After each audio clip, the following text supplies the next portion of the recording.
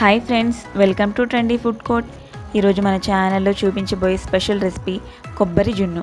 దీన్ని పాతకాలం పద్ధతిలో సింపుల్గా ఎలా తయారు చేయాలో చూసేద్దాం.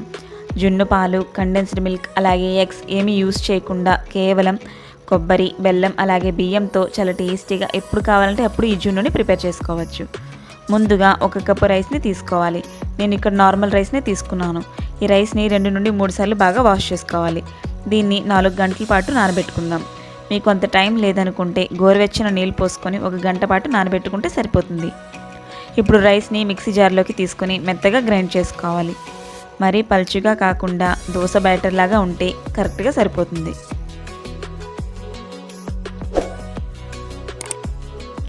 ఇప్పుడు దీన్ని ఒక మిక్సింగ్ బౌల్లోకి ట్రాన్స్ఫర్ చేసుకుందాం. ఇప్పుడు దీంట్లోనే మనం దేనితో అయితే మెజర్ చేసుకున్నామో అదే కప్పుతో 1 కప్పు బాగా గ్రేట్ చేసుకున్న పచ్చి కొబ్బరిని వేసుకోండి. నేను ఇక్కడ మిక్సీలో గ్రేట్ చేసుకున్నాను. కొబ్బరి కూర అనేది చాలా చక్కగా వచ్చింది. ఇప్పుడు బ్యాటర్ మొత్తం కొబ్బరి కూర అంతా బాగా కలిసేలాగా ఒక గరిటెతో కలుపుకోవాలి. ఇప్పుడు దీన్ని పక్కన ఉంచుకోండి.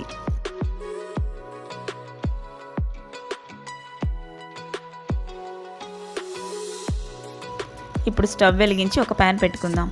దీనిలో 1.5 కప్పు బెల్లం తరుగుని వేసుకోవాలి. మీకు కావాలంటే షుగర్ని కూడా యూస్ చేసుకోవచ్చు. దీనిలో 1/2 కప్పు నీళ్ళను కూడా వేసుకోవాలి. దీన్ని ఒక గరిటెతో కలుపుకుంటూ బెల్లాన్ని కరగనివ్వాలి. బెల్లం కరిగితే సరిపోతుంది, పాకం రావాల్సిన అవసరం లేదు. ఇప్పుడు బెల్లం పూర్తిగా కరిగింది. దీన్ని పూర్తిగా చల్లారనివ్వాలి.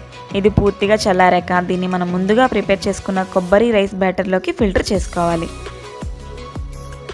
ఇప్పుడు బెల్లం అంతా బాగా కలిసేలాగా కలుపుకోవాలి. కన్సిస్టెన్సీ అనేది చూపిస్తున్న విధంగా ఉంటే సరిపోతుంది. ఇప్పుడు ఇందులోనే చిటికెడు ఉప్పుని కూడా వేసుకోండి, టేస్ట్ బాగుంటుంది. అంతా కూడా బాగా కలిసేలాగా ఒకసారి కలుపుకోవాలి. అలాగే దీనిలో 1 టీ స్పూన్ యాలకుల పొడిని కూడా వేసుకోండి. అలాగే 1/2 టీ స్పూన్ మిరియాల పొడిని కూడా వేసుకొని అంతా బాగా కలిసేలాగా కలుపుకోవాలి. మనం మిరియాలను వేసుకుంటున్నాం కాబట్టి మధ్య మధ్యలో తగులుతూ కొబ్బరి జున్ను అనేది చాలా టేస్టీగా కుదురుతుంది. ఇప్పుడు మనం ఏ గిన్నెలో అయితే జున్నుని ప్రిపేర్ చేయాలనుకుంటున్నామో ఆ గిన్నెలోకి కొద్దిగా నెయ్యి వేసుకొని గిన్నెని మొత్తం గ్రీస్ చేసుకోవాలి. గ్రీజింగ్ అయ్యాక మనం ముందుగా ప్రిపేర్ చేసుకున్న జున్ను బ్యాటర్ని దీంట్లోకి వేసుకోవాలి.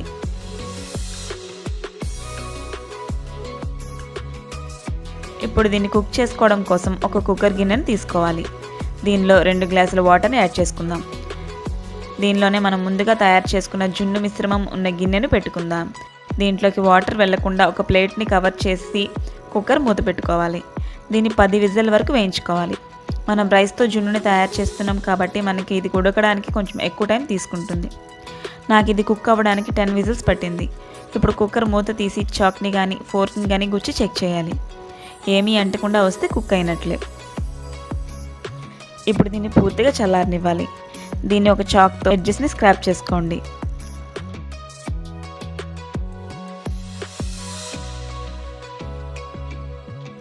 అలాగే ఈ జున్ను మిశ్రమం ఉన్న గిన్నెని ఒక ప్లేట్లోకి బోర్లించి ఒకసారి ట్యాప్ చేస్తే జున్ను అనేది గిన్నె నుండి ఈజీగా ఊడి వచ్చేస్తుంది.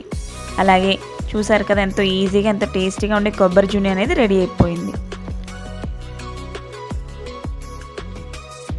మీకు ఈ రెసిపీ నచ్చినట్లయితే లైక్ చేయండి, మీ ఫ్రెండ్స్కి రిలేటివ్స్కి షేర్ చేయండి. మరిన్ని లేటెస్ట్ రెసిపీస్ కోసం ట్రెండీ ఫుడ్ కోర్ట్ ఛానల్ని సబ్స్క్రైబ్ చేసుకోండి. Thank you for watching.